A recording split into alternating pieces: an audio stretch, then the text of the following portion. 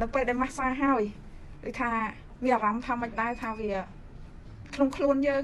ស្រឡះអារម្មណ៍ស្រឡះដល់ពេលមុនមកនេះអត់ស្រឡះដូចអារម្មណ៍យើងដូចយើងនៅរបៀបថារាងកាយយើងដូចនៅជាប់អីមួយហ្នឹងដល់ពេលម៉ាសាហើយស្ទួយអារម្មណ៍ថាដូចស្រឡះធូរខ្លួននឹង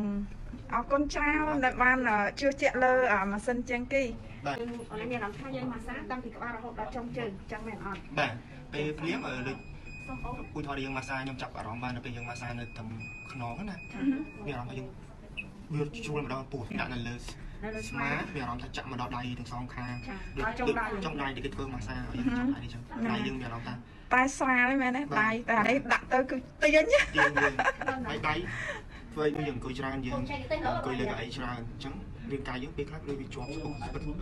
សពុនណាចាក់ដៃទាំងជើងតែដល់ពេលម៉ាសាឲ្យមានអារម្មណ៍ថាធូរមិនច្រើនមានអារម្មណ៍ថាដូចស្រាលស្រឡះខ្លួនអូខេ